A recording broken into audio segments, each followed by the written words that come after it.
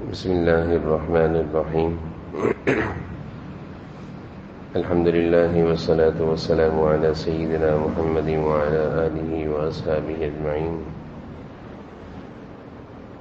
عن عائشة رضي الله تعالى عنها قالت إن النبي صلى الله عليه وسلم كان يعتكف العشر الأواخر من رمضان حتى توفاه ثم اعتكف أزواجه من بعده. رواه البخاري ومسلم. اللهم صل على سيدنا مولانا محمد وعلى آل سيدنا مولانا محمد وبارك وسلم.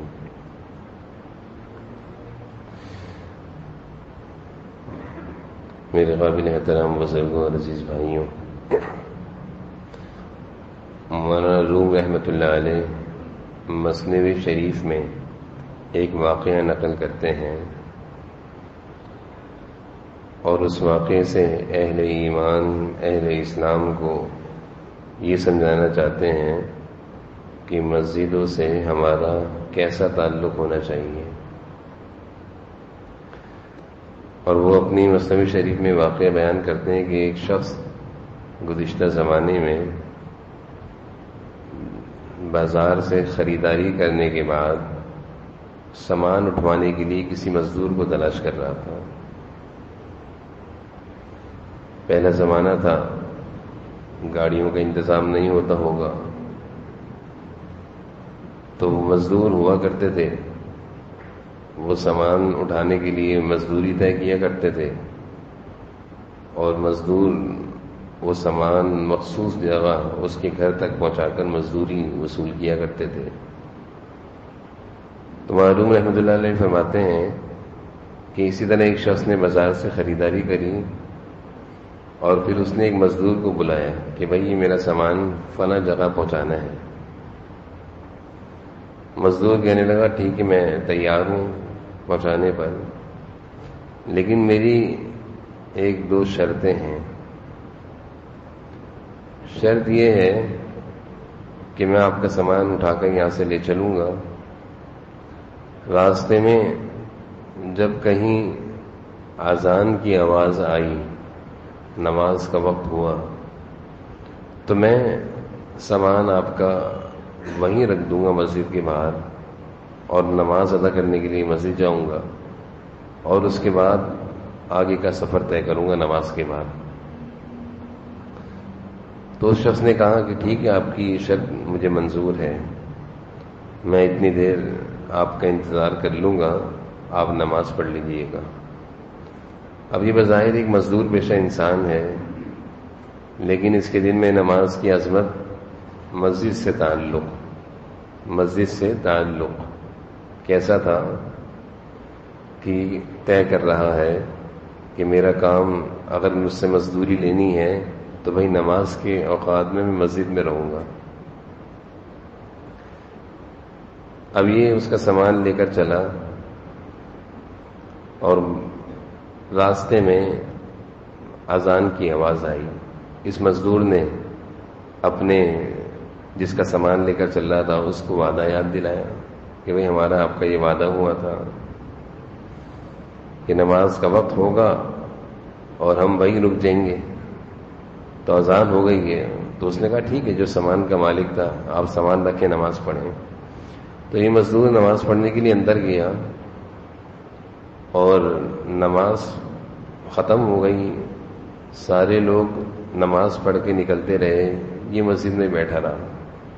اللہ کا گھر ہے، اللہ کا گھر ہے. جیسے مچھلی کو سمندر اور پانی میں، دریا میں سکون ملتا ہے، اہل ایمان والے کو اللہ کے گھر میں سکون ملتا ہے. اس کا جتنا وقت مسجد میں گزرتا ہے اس کو ایسے ہی سکون اور آرام ملتا ہے جیسے مچھلی کو پانی میں سکون اور آرام ملتا ہے. جیسے مچھلی پانی سے باہر ہو تو تڑپتی ہے، اچھلتی ہے، بے قرار ہوتی ہے، اور جب اس کو واپس پانی میں پھینک دیا جاتا ہے تیرنا شروع ہو جاتی ہے، سکون میں آ جاتی ہے. تو ایمان والا اپنے اوقات کو، زیادہ سے زیادہ اوقات کو مسجد میں گزارنے کے لیے سعادت سمجھتا ہے کہ میرا وقت مسجد میں گزر جائے، یہ میرے لیے سعادت ہے. صحابہ کے دور میں کیا تھا کہ صحابہ کوئی کام کر رہے ہیں، کوئی پریشانی آ گئی تو مسجد میں آئے، مختصر وقت کے اعتکاف کی نیت کری. سنت اعتکاف، نفلی اعتکاف تو ایک لمحے کا بھی ہے، وہ تو طریقہ بھی ہے کہ جب بھی مسجد میں نماز کے لیے آؤ سنت اعتکاف کی نیت کر کے آؤ، اعتکاف کا ثواب ملتا ہے. تو صحابہ جب بھی دیکھتے نمازوں کے اوقات کے علاوہ کوئی پریشانی ہو گئی، کوئی مسئلہ ہو گیا، تو وہ مسجدوں میں آتے، نفل اعتکاف کی نیت کر کے داخل ہوتے اور نوافل پڑھتے، دعائیں کرتے، مسجد میں رہتے اعتکاف کی نیت سے، دعائیں کرتے رہتے. جب دل کو سکون ملتا چلے جاتے. اب اس میں 1 گھنٹہ لگ گیا، 2 گھنٹے لگ گیا، کوئی صبح سے لے کر شام تک بیٹھا ہوا ہے.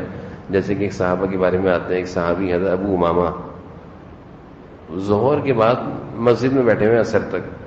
جناب نبی کریم صلی اللہ علیہ وسلم نے ان کو دیکھ لیا کہ بھائی اس وقت ابو امامہ مسجد میں کیا کر رہے ہو؟ یہ تو کام اور محنت کا وقت ہے، لوگ اپنے اپنے کام کاروبار پہ ہیں، مسجد میں تو کوئی نہیں بیٹھتا. وہ کہنے لگے اللہ کے رسول میں پریشان تھا.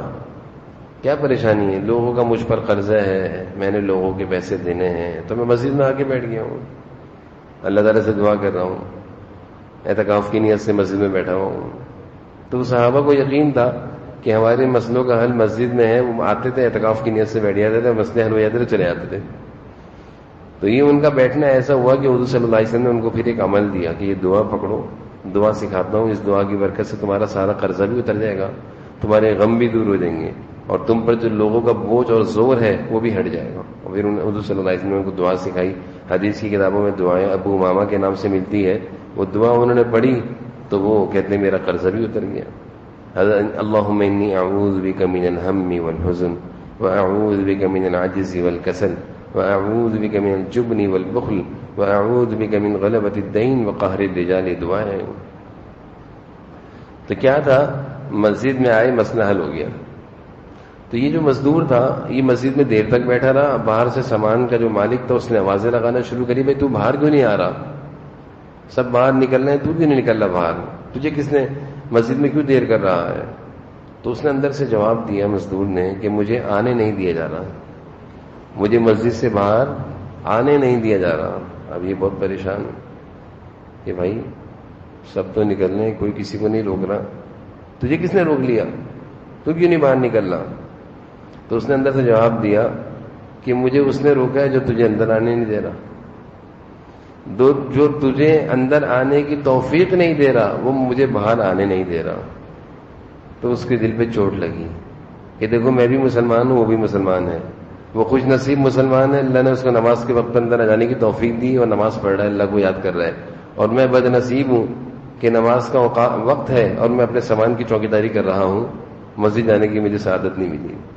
تو یہ معروم رحمۃ اللہ علیہ نے واقعہ نقل کر کے ارشاد بیان فرمایا کہ مسلمانوں کو اگر مسجدوں کی طرف قدم اٹھانے کی توفیق مل جائے اور اپنے اوقات مسجدوں میں گزارنے کی توفیق مل جائے تو یہ خوش نصیبی اور سعادت کی بات ہے. اور اگر مسلمانوں کا دل مسجد میں نہ لگے اور مسجد سے ان کی طبیعت بھاگتی ہو، گھبراتی ہو، مسجد میں زیادہ وقت گزارنے کو دل نہ چاہتا ہو، تو یہ بڑی بد نصیبی کی بات ہے، یہ تو بڑی محرومی کی بات ہے. تو حضور صلی اللہ علیہ وسلم کا زمانے سے صحابہ کا اور اللہ والوں کا ہمیشہ سے معمول رہا کہ اپنے اوقات میں سے اچھا خاصا وقت مسجدوں میں گزارا کرتے تھے. اور بالخصوص جو میں نے حدیث پڑھی، رمضان کے آخری عشرے کی سب سے بڑی عبادت مسجدوں میں آ کر رہنا ہے. رمضان کی بڑی عبادت اور رمضان کی خصوصیات میں سے کیا ہے کہ اپنے اوقات کو مسجدوں میں گزارنا. اور آخری عشرے میں تو حضور صلی اللہ علیہ وسلم نے اپنے حدیث شریف میں آتا ہے کہ آپ آخری عشرے میں اعتکاف فرماتے تھے، آخری زندگی تک، وفات تک، دنیا سے پردہ فرمانے تک آپ نے مسلسل اعتکاف فرمایا. تو اعتکاف نام کس چیز کا ہے؟ اعتکاف کیا ہے؟ اعتکاف صرف اس چیز کا نام ہے کہ نیت کر کے اللہ کے گھر میں داخل ہو جاؤ، سنت اعتکاف کی نیت کر کے مسجد میں داخل ہو جاؤ اور اب مسجد میں رہو. اور علماء نے اس اعتکاف کی تشریح اس طرح کی ہے کہ اعتکاف کا مفہوم یہ ہے کہ اب اللہ تعالیٰ کے گھر کی طرف اپنا سامان، بوری یا بستر اٹھا کر لاؤ، جو ضروری سامان ہے، اعتکاف کی نیت سے مسجد میں داخل ہو جاؤ اور اللہ سے یہ کہو جیسے دنیا میں کوئی انسان کسی سے امید لگاتا ہو، دنیا میں کسی کو کسی مالدار سے امید ہو کہ یہ میرا مسئلہ حل کر دے گا، تو کیا کیا جاتا ہے؟ اس کے در پہ جا کے پڑ جاتے ہیں اس کے در پہ جا کے پڑ جاتے ہیں، اس کے دروازے پہ جا کے بیٹھ جاتے ہیں، اس کے دروازے سے ہٹتے نہیں ہیں۔ امام غزالی رحمۃ اللہ علیہ ایک بات لکھتے ہیں، ایک واقعہ لکھتے ہیں کہ ایک بچے کو اس کی ماں نے مارا، مار مار کے گھر سے نکال دیا۔ بچہ مار کھا کر اس گلی میں تھوڑا آگے تک چلا، یہ امام غزالی رحمۃ اللہ علیہ نے لکھا ہے اپنی کتاب میں۔ تو پہلے تو اس کے دل میں غصہ آیا، نکال دیا، کیا ہوا؟ میں مزدوری کر لوں گا، میں فٹ پاتھ پہ سو جاؤں گا، میں اپنا کھانا پینا کر لوں گا۔ تو وہ گلی کے کونے تک گیا یہ سوچتے ہوئے، میرے دماغ میں باتیں آتی ہیں نا، اور پھر وہ گلی کے کونے میں جا کر اس کو تھوڑا چکرایا کہ فٹ پاتھ پہ کہاں سویا جائے گا، مزدوری کرنا کوئی آسان کام تو نہیں ہے، گھر کی زندگی عزت کی زندگی، گھر کی روزی، گھر کی روٹی عزت کی روٹی، ماں باپ کا سایہ، یہ کام ملے گا فٹ پاتھ پہ؟ تو وہ واپس گھوم کر آ گیا اور دروازے پہ آ کے بیٹھ گیا، اپنے گھر کے دروازے پہ آ کے بیٹھ گیا، اور دروازے پر بیٹھ کر ہلکی ہلکی دستک دیتا رہا۔ اور ماں کا پیار ماں کا غصہ تھوڑی دیر کا ہوتا ہے، پیار ہمیشہ کا ہوتا ہے۔ تھوڑی دیر میں اس بچے کی والدہ نے گیٹ کھولا، گیا نہیں تو وہ بچہ کہنے لگا، اماں تم مجھے جتنا مارتی رہے مار لے، میں تیرے در کو نہیں چھوڑوں گا، میں تیرے گھر کو نہیں چھوڑوں گا۔ تو ایک ایمان والے کی یہی خوبی ہونی چاہیے کہ اللہ، ہم اپنی پریشانیوں کا بوجھ، ہم اپنے قرضوں کا بوجھ، ہم اپنی مصیبتوں کا بوجھ، ہم اپنے گناہوں کا بوجھ، ہم در در کی ٹھوکریں کھا کر، خوار ہو کر، ذلیل ہو کر، اے اللہ رمضان کے آخری عشرے میں تیرے در پہ آئے ہیں، اور تو ایسا در والا ہے، اور تو ایسا سخی ہے، تو ایسا رحیم ہے، تو ایسا کریم ہے کہ جب تیرے در پہ کوئی آئے تو اس کو خالی ہاتھ نہیں بھیجتا، تو اس کی مرادیں پوری کر کے بھیجے گا، تو اس کے غموں کو دور کرے گا، تو اس کے قرضوں کو اتارے گا، تو زندگی کی بہاریں نصیب کرے گا، تو اس کی مغفرت کر دے گا، تو اس کو جنت بھی دے دے گا، تو اس کو اپنی رضا بھی دے دے گا۔ یہ آخری عشرے کے اعتکاف کا مفہوم ہے، یہ آخری عشرے کے اعتکاف کا مفہوم ہے۔ اور وہ خوش نصیب مسلمان ہیں جن کو ہر سال اللہ تعالیٰ اپنے در پہ آخری عشرے کے 10 دن گزارنے کی سعادت دیتے ہیں، اور وہ بڑی خوشی خوشی اپنے آفسوں سے، اپنے دکانوں سے، اپنے کاروبار سے، اپنی نوکریوں سے چھٹیاں منظور کراتے ہیں۔ بچے کی شادی ہو، بچے کی شادی ہو، یا کہیں دور دراز کے سفر پر جانا ہو، تب بھی تو ہم چھٹیاں کراتے ہیں کہ بھائی میں اب 10 دن تک نہیں آؤں گا، میں 5 دن تک نہیں آؤں گا، میں 15 دن تک نہیں آؤں گا، میں پاکستان ٹور پہ جا رہا ہوں، میں ادھر جا رہا ہوں، میں اپنے بچوں کے ساتھ جا رہا ہوں، میں اپنی فیملی کے ساتھ جا رہا ہوں، چھٹیاں منظور کراتے ہیں۔ اعتکاف کا وقت آتا ہے، اگر ہم کسی سے کہیں بھائی آخری عشرے کی 10 چھٹیاں لے کر ادھر آ جاؤ، تو کہتے ہیں چھٹیاں نہیں ملیں گی، چھٹیاں نہیں ملیں گی۔ یہ تو ایمان کی کمزوری ہے۔ تو میں یہ عرض کر رہا تھا، وہ خوش نصیب مسلمان ہیں جن کو اللہ تعالیٰ آخری عشرے کے 10 دن ہر سال جناب نبی کریم صلی اللہ علیہ وسلم کی سنت پر عمل کرنے کی توفیق دیتے ہیں، کیونکہ حضور صلی اللہ علیہ وسلم نے ہر سال پابندی سے 1 سال کا بھی ناغہ نہیں ہوا، مدینہ آنے کے بعد 10 سال پابندی سے آپ نے مسجد نبوی میں اعتکاف کیا، صحابہ کو اعتکاف میں بٹھایا، اپنے گھر کی خواتین کو گھر کی مسجد میں اعتکاف میں بٹھایا۔ یہ حضور صلی اللہ علیہ وسلم کی سنت تھی۔ یہ سنت بخاری و مسلم میں بیان کی گئی ہے، یہ سنت سارے صحابہ میں رہی ہے، اس سنت کا کوئی انکار نہیں کر سکتا، لیکن اس سنت پر عمل نہیں ہے، اس سنت پر عمل نہیں۔ جو سنت مسلسل کی جائے تو وہ سنت کا درجہ اٹھا کر واجب کے درجے تک چلی جاتی ہے، یعنی اس کا کرنا ضروری ہو جاتا ہے۔ لیکن آج مسلمان کہتے ہیں سنت تو ہے، کیا ہوا، کوئی نہیں کرتا، جبکہ حضور صلی اللہ علیہ وسلم کے زمانے میں یہ معمول تھا کہ آپ مسجد نبی میں اعتکاف کرتے، گھر کی خواتین گھر میں اعتکاف کرتی، اور گھر کی خواتین کا کیا تھا، گھر کی مسجد، ہر گھر میں مسجد ہوا کرتی تھی۔ مردوں کی مسجد یہ ہے، محلے کی مسجد، اور گھر کی خواتین کی مسجد گھر میں ہوا کرتی تھی۔ یہ بھی رواج ہمارے نکل گیا۔ اللہ تعالیٰ حضور صلی اللہ علیہ وسلم کے زمانے میں جو چیزیں رائج تھیں وہ ہمارے دور میں دوبارہ رائج کر دیں، کہ حضور صلی اللہ علیہ وسلم کے زمانے میں ایک تو یہ تھا نا کہ آخری عشرے کا اعتکاف مسجد میں، ایک کام اور ہوتا تھا کہ گھر کی خواتین گھر کی مسجد میں اعتکاف کرتی۔ حدیث میں گھر کی مسجد کے لفظ آئے، بیت المسجد، حدیث میں آیا بیت المسجد، گھر کی مسجد۔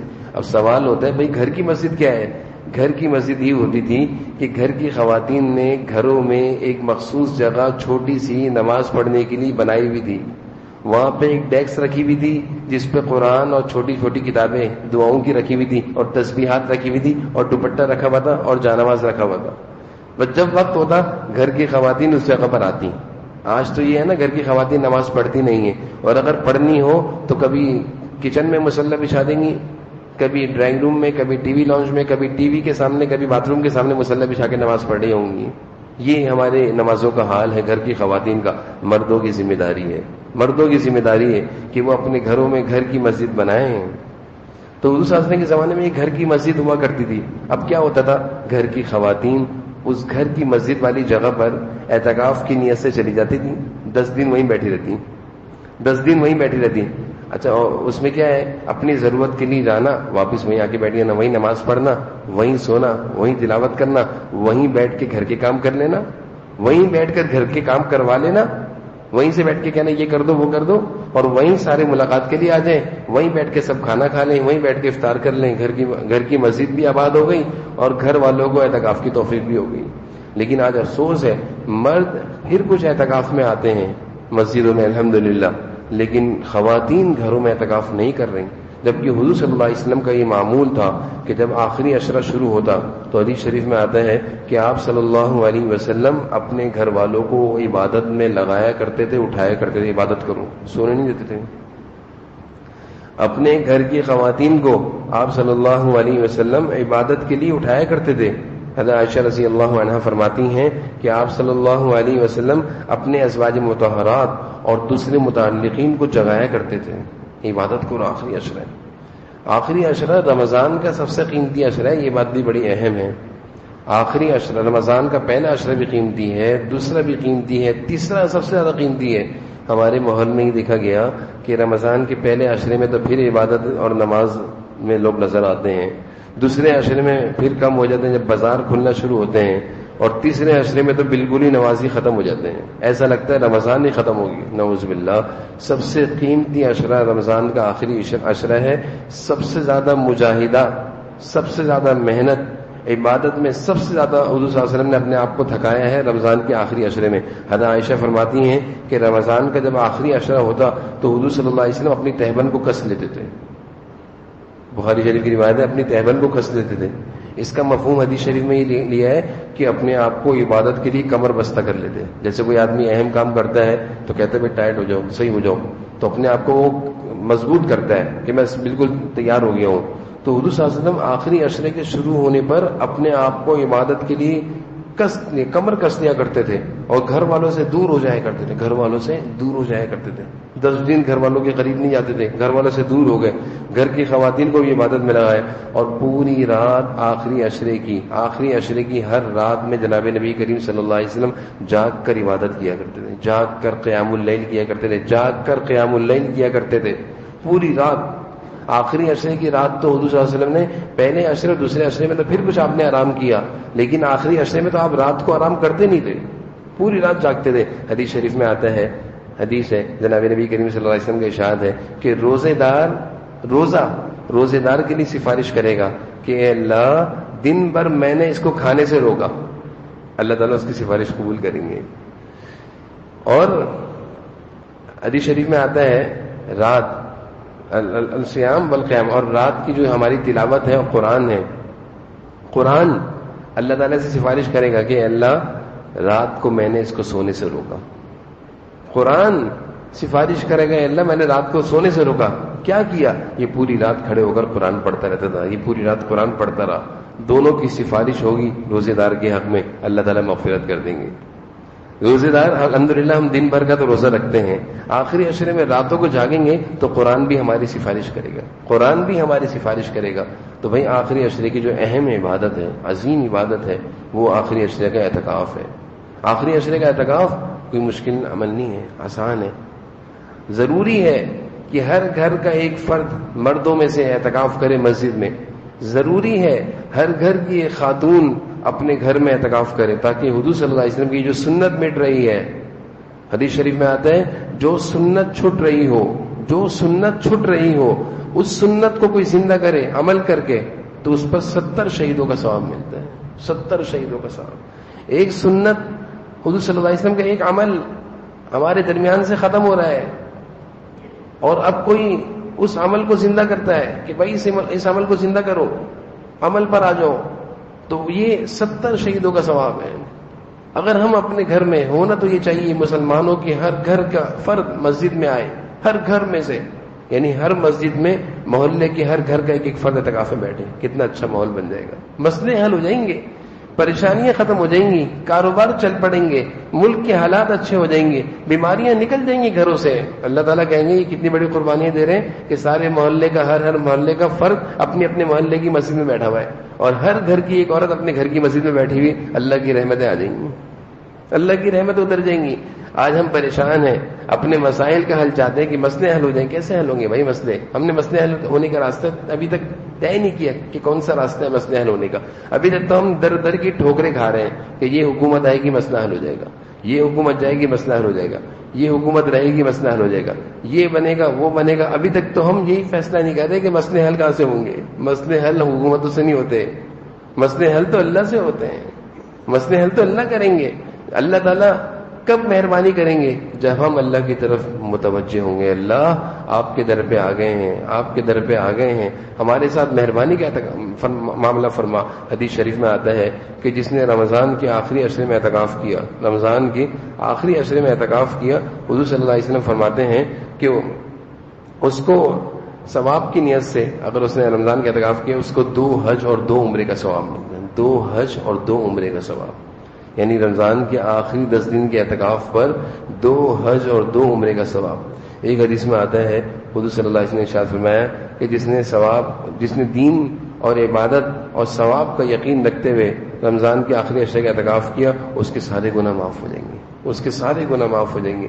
اور ایک حدیث میں یہ بھی آتا ہے کہ جس نے ایک دن کا اعتکاف اللہ کی رضا کے لیے کیا، اس کے درمیان اور جہنم کے درمیان 3 خندقیں دور کر دیا جائے گا اس کو، اور ایک خندق کی مسافت حدیث میں آتی ہے زمین اور آسمان کے درمیان کے برابر، اتنی بڑی خندق ہوگی، اتنی بڑی بڑی خندقوں کے برابر ایک دن کے اعتکاف پر اعتکاف کرنے والے کو جہنم سے دور کیا جا رہا ہے۔ 3 خندقیں، 10 دن کے اعتکاف کا مطلب کیا ہو گیا؟ 30 خندقیں، 30 خندقیں۔ ایک خندق کی مقدار کتنی ہے؟ آسمان سے لے کر زمین تک اتنی بڑی بڑی خندقیں، اتنی بڑی بڑی خندقیں، 30 خندق اتنی بڑی بڑی، اتنا دور جہنم سے کر دیا جائے گا، یعنی اعتکاف کرنے والا جنتی ہو گیا، اعتکاف کرنے والا جنتی ہو گیا۔ اللہ کا گھر آباد کرنے، اللہ کا گھر آباد کرنے۔ کوئی مالدار گئے، بادشاہ گئے کہ بھائی میرے در پہ آ جاؤ، میرے در پہ آؤ، میرے محل میں آؤ، مسئلے حل کر دوں گا۔ تو ہم لوگ کیونکہ دنیا ہمارے دل میں بسی ہوئی ہے، تو ہم فوراً اس بادشاہ کے محل میں پہنچ جائیں گے، اس مالدار کے گھر پہ پہنچ جائیں گے۔ جیسے رمضان میں ہوتا ہے، بیچارے غریب لوگ ہوتے ہیں، ضرورت مند لوگ ہوتے ہیں، تو کچھ مالدار لوگ جن کو اللہ نے توفیق دی ہے وہ گھر پہ بلا کر راشن تقسیم کرتے ہیں، پیسے تقسیم کرتے ہیں۔ تو بیچارے غربا کی ایک لمبی لائن لگی ہوئی ہوتی ہے، دکھتے ہیں نا، بیچارے مجبور ہیں، ہم کسی کی توہین نہیں کرتے، ان کے ساتھ پریشانی ہے جبھی وہ اس طرح کر رہے ہیں۔ تو اس مالدار کے گھر پہ لائن لگی ہوئی ہے اور لوگ لے رہے ہیں۔ اللہ تعالیٰ کہہ رہے ہیں کہ میرے در پہ آؤ، مسئلے حل ہوں گے، پریشانیوں سے نجات دوں گا، حی علی الصلاح حی علی الفلاح۔ اللہ تعالیٰ تو روزانہ بلاتے ہیں، اور پھر آخری عشرے میں بلا رہے ہیں، آ جاؤ میرے گھر کو آباد کرو، سب مسئلے حل کر دوں گا۔ صرف روزی اور روٹی کا مسئلہ نہیں ہوگا، عزت نہیں مل رہی، عزت دوں گا، بے عزت ہو معاشرے میں، عزت دوں گا، خوار ہو آپ چین و سکون دوں گا، غم زدہ ہو دور کر دوں گا، بیمار ہو دور کر دوں گا بیماریاں۔ اللہ تعالیٰ تو اتنے سارے مسئلے حل کر دیں گے۔ انسان تو کسی کا، میرے پاس کوئی آئے گا میں اس کا ایک مسئلہ دور کروں گا، 2 کر دوں گا، جتنی میری استطاعت ہوگی، اس سے زیادہ نہیں کر سکتا۔ اللہ تو شان و کریم والے اللہ ہیں، جب ان کے در پہ کوئی آئے گا تو اس کا ایک مسئلہ تھوڑی حل ہوگا، اس کے تو سارے مسئلے حل ہو جائیں گے۔ وہ تو اللہ کا محبوب اور مقبول بن کے جائے گا، وہ تو اللہ تعالیٰ سے مغفرت بھی لے کر جا رہا ہے۔ کتنی بڑی بات ہے۔ حدیث شریف میں آتا ہے کہ جس نے اعتکاف کیا اس کو ساری نیکیوں کا ثواب مل جاتا ہے۔ اعتکاف کرنے والے کو شب قدر مل جاتی ہے، شب قدر مل جاتی ہے، کیونکہ مسجد سے باہر ہے نہیں۔ تو بھئی پہلا درجہ یہ ہے کہ مسنون اعتکاف سب کریں۔ میں نے جیسے عرض کیا حضور صلی اللہ علیہ وسلم کی عظیم سنت ہے، چھٹ رہی ہے، اللہ کے یہاں پکڑ ہو سکتی ہے۔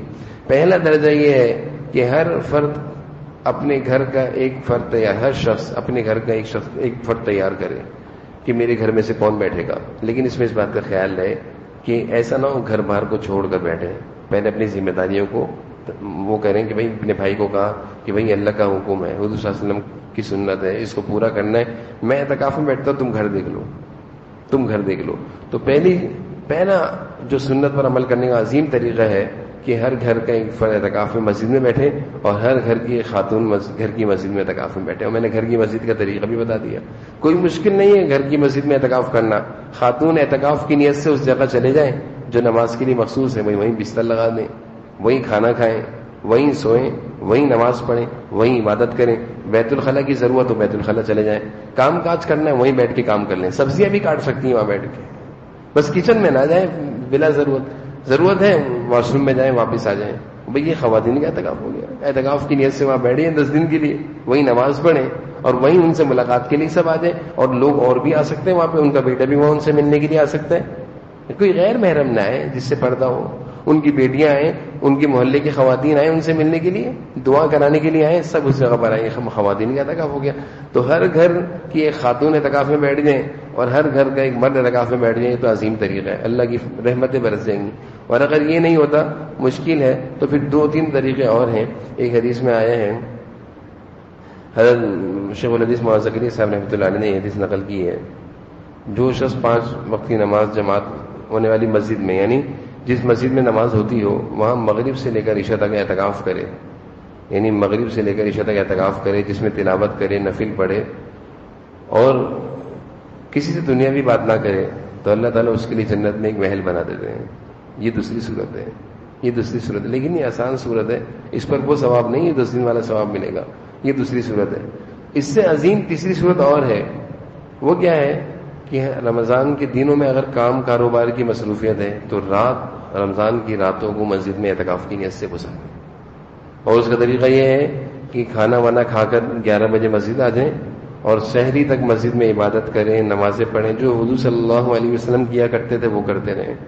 اور جب سحری کا وقت ہو پھر جائیں گھر چلے جائیں. یہ بھی ایک طریقہ ہے رمضان کی راتوں کو اور شب قدر کے پانے کو. حضور صلی اللہ علیہ وسلم نے آخری عشرے کا اہتمام کیا. کیوں کیا؟ آپ صلی اللہ علیہ وسلم نے پہلے عشرے کا اعتکاف کیا. ایک جو سب سے پہلا سال تھا مدینہ آنے کے بعد، آپ نے پہلے عشرے کا اعتکاف کیا اور شب قدر تلاش کری، شب قدر نہیں ملی. آپ نے کہا بھائی سارے صحابہ کو لے کر بیٹھے تھے. آپ صلی اللہ علیہ وسلم پہلے سال پورے مہینے کا اعتکاف کیا. حدیث شریف میں آتا ہے سارے صحابہ کو لے کر بیٹھے مسجد نبوی میں، پہلے رمضان سے اعتکاف میں بیٹھ گئے. تو آپ 10 دن بیٹھے، شب قدر نہیں ملی، آپ کو نہیں بتایا گیا شب قدر کا. آپ نے اپنے خیمے سے اپنا مبارک سر باہر نکالا اور اعلان کیا بھائی دوسرے عشرے کی بھی اعتکاف کی نیت کر لو. تو صحابہ نے دوسرے عشرے کی بھی اعتکاف کی نیت کر لی. آپ صلی اللہ علیہ وسلم بھی اعتکاف کر رہے ہیں، صحابہ بھی کر رہے ہیں. اب دوسرے عشرے کے اعتکاف میں آپ صلی اللہ علیہ وسلم شب قدر تلاش کرتے رہے. شب قدر دوسرے عشرے میں بھی نہیں ملی. آپ نے پھر دوسرا عشرہ پورا ہوا، اپنے خیمے سے اپنا سر مبارک باہر نکال کے اعلان کیا کہ بھائی تیسرے عشرے کی بھی اعتکاف کی نیت کر لو. تو پہلا رمضان جو تھا اس میں تو آپ نے پورے مہینے کا اعتکاف کیا ہے. اور پھر جو آپ کی زندگی کا آخری رمضان تھا اس میں آپ نے آخری 2 عشرے کا اعتکاف کیے، 20 دن کا اعتکاف کیا کہ آئندہ میری زندگی کا سال نہیں ہے رمضان، تو اعتکاف کی برکتیں میں پہلے سے حاصل کر لوں. یعنی آئندہ سال جو آپ کی دنیا میں کا سال نہیں تھا، آپ اس سال دنیا میں نہیں تھے، اس سال کا اعتکاف بھی آپ نے پہلے کر لیا. 20 دن کا اعتکاف کر کے آئندہ سال کے 10 دن کا اعتکاف بھی کر کے ثواب جمع کرنے کے لیے کہ یہ موقع آگے نہیں ملے گا. رمضان ہے، کسی کو نصیب ہوتا ہے کسی کو نہیں ہوتا. تو آپ نے آخری سال تو 20 دن کا اعتکاف کیا اور تلاش کیا کر رہے تھے؟ شب قدر. تو جب آپ نے 20 دن کے اعتکاف کے بعد آخری عشرے کا اعتکاف کیا تو آپ کو شب قدر مل گئی. پھر آپ نے اپنے خیمے سے باہر نکالا، اپنا سر مبارک خیمے سے باہر نکالا اور آپ کے سر پہ نا کیچڑ لگی ہوئی تھی. اس رات بارش ہوئی تھی اور وہ کچی مسجد نبوی کچی تھی، گارے والی مسجد تھی، مٹی والی مسجد تھی. تو آپ کیونکہ پوری رات سجدہ آپ کے سجدے میں تھے تو آپ کی پیشانی پر مٹی لگی ہوئی تھی. صحابہ کو کہا بھائی آج کی رات اعتکاف کی شب قدر کی رات تھی اور اب آخری عشرے کا اعتکاف کیا کروں گا کیونکہ شب قدر آخری عشرے میں ہوتی ہے. پھر فرمایا کہ مجھے بتایا گیا تھا کہ کون سی رات شب قدر ہے لیکن اب وہ مجھ سے بھلا دیا گیا. اب تم طاق راتوں میں آخری عشرے کی طاق راتوں میں شب قدر تلاش کرو. تو علماء نے شب قدر کی ایک پہچان یہ لکھی ہے کہ بارش ہو جائے، موسم ٹھنڈا ہو تو یہ شب قدر کی پہچان ہے. کیونکہ حضور صلی اللہ علیہ وسلم کے سال جس سال شب قدر تھی اس سال بارش ہوئی تھی اور آپ کی پیشانی پہ گارا لگا ہوا تھا. تو شب قدر کی تلاش کے لیے آپ صلی اللہ علیہ وسلم آخری عشرے کا اعتکاف کرتے تھے. شب قدر کی رات کوئی معمولی رات ہے؟ ایک رات کی عبادت 1000 مہینوں سے بہتر عبادت ہے. اتنی بڑی رات شب قدر کی، وہ آخری عشرے میں افسوس سے کہا جاتا ہے کہ آخری عشرے کی ساری راتیں بازاروں خوب آباد ہیں. جیسے بازاروں میں شب قدر بک رہی ہیں، نعوذ باللہ. جیسے بازاروں میں شب قدر بک رہی ہے کہ عورتیں بھی بازاروں میں جمگھٹا، مرد بھی بازاروں میں جمگھٹا لگا ہوا ہے کہ شب قدر وہاں ملے گی. آج کل بھی ایک بہت بڑے کاروباری ہیں، کہہ رہے تھے بہت برا حال ہے، کاروبار کا بہت برا حال ہے. ہم نے کاروبار کرنے کا طریقہ اپنی طرف سے بنا لیا ہے کہ رمضان کا مہینہ عبادت کا مہینہ، تو اس کو کاروباری بنا لیا تو کاروبار کا تو برا حال ہوگا، کاروبار کا تو برا حال ہوگا. تو رمضان کی آخری عشرے کی راتیں شب قدر کی راتیں، اور یہ ہم بازاروں میں گزارتے ہیں، سب بازاروں کو آباد کر رہے ہیں. اللہ کرے یہی راتیں مسجدوں میں گزریں، زندگیاں بدل جائیں، کاروبار چمک جائیں، دنیا بن جائے، آخرت بن جائے. تو حضور صلی اللہ علیہ وسلم نے آخری عشرے کی رات میں اعتکاف شب قدر تلاش کری. پھر حدیث شریف میں آتا ہے کہ 4 آدمیوں کو شب قدر نہیں ملے گی. شب قدر مل بھی جائے تو مغفرت نہیں ہوگی، شب قدر کی برکتیں نہیں ملیں گی چاہے وہ کچھ بھی کر لیں. اور یہ 4 لوگ وہ ہیں جن کی شب برات میں بھی مغفرت نہیں ہوئی، جن کی شب قدر میں بھی مغفرت نہیں ہوگی. ان میں سے پہلا وہ ہے جو شراب پیتا ہو، جو شراب پیتا ہو. دوسرا وہ ہے جو والدین کا نافرمان ہو، جو والدین کا نافرمان ہو. تیسرا وہ ہے جو رشتے ناطے توڑتا ہو. رشتہ داریاں جو اللہ نے بنائی ہیں نا، خاندانی نظام یہ اللہ کا بنایا ہوا ہے. اگر کوئی اپنے چاچا سے کہتا ہے، اپنی بہن سے کہتا ہے، اپنے ماموں سے کہتا ہے، کسی سے بھی کہتا ہے بھائی ہمارے گھر نہیں آیا کرو، ہم سے ملنا جلنا نہیں رکھو، یہ شب قدر میں بھی مغفرت سے محروم ہے، یہ شب برات میں بھی اس کی مغفرت نہیں ہوگی. یہ اتنا بڑا بد نصیب ہے. تو دوسرا وہ شخص، تیسرا جو رشتے توڑتا ہو، اور چوتھا وہ شخص جو دل میں کینہ رکھتا ہو، جو دل میں کینہ، بغض، نفرتیں رکھتا ہو. اس نے میرے ساتھ یہ کیا، اس نے یہ کیا، اس نے یہ کیا، اس کی بھی مغفرت نہیں ہوگی. تو بھائی کوشش کرنی ہے کہ اگر آخری رات کی عبادتیں پانی ہیں اور شب قدر میں اپنے اللہ سے مغفرت کے فیصلے کرانے ہیں تو ان 4 گناہوں سے توبہ کر لیں. یہ کچھ ضروری اور اہم باتیں تھیں اعتکاف سے متعلق. اللہ تعالیٰ سے دعا ہے اللہ تعالیٰ ہم سب کو رمضان کے آخری عشرے کو مسجدوں میں گزارنے کی اور عبادتوں کے ساتھ مسجدوں کو آباد کرنے کی، اخلاص کے ساتھ مسجدوں میں اعتکاف کی نیت سے بیٹھنے کی اللہ تعالیٰ ہم سب کو توفیق نصیب فرمائے. وآخر دعوانا الحمدللہ رب العالمین. یا اللہ آپ کی توفیق سے جو کچھ باتیں کہیں سنی ہیں ہم سب کو عمل کی توفیق نصیب فرمائے. ساری امت مسلمہ کو یا اللہ رمضان کی آخری عشرے کی عبادتوں کی خوب اہتمام کی توفیق نصیب فرما. یا اللہ خوب اہتمام کی توفیق نصیب فرما. یا اللہ رمضان کا آخری عشرہ جس قدر قیمتی عشرہ ہے، اللہ سارے مسلمانوں کے دلوں میں اس آخری عشرے کی قیمت اور قدر بٹھا دیجیے، قدر کرنے کی توفیق عطا فرما دیجیے. یا اللہ ہم سب دنیا میں یا اللہ رسوا ہو رہے ہیں، پریشان ہیں، در در کی ٹھوکریں کھا رہے ہیں، خوار ہیں. اللہ ہم سب کو اپنے گھر پہ آنے کی، اپنے مسائل کو حل کرانے کی، اپنے پریشانیوں سے نجات حاصل کرنے کی توفیق عطا فرما، توفیق عطا فرما. سارے مسلمانوں کو رمضان کے آخری عشرے میں مسجدوں کو آباد کرنے کی خوب توفیق عطا فرما. خواتین کو گھر کی مسجدوں میں اعتکاف کی نیت سے بیٹھنے کی توفیق عطا فرما. یہ اعتکاف کی سنت سارے مسلمانوں میں یا اللہ مسلمان مرد و خواتین میں یا اللہ اس سنت کو زندہ فرما، اس سنت پر عمل کرنے والا بنا. سارے مسلمانوں کو اس سنت پر عمل کرنے والا بنا. خواتین کو بھی عمل کرنے کی توفیق عطا فرما، مردوں کو، جوانوں کو بھی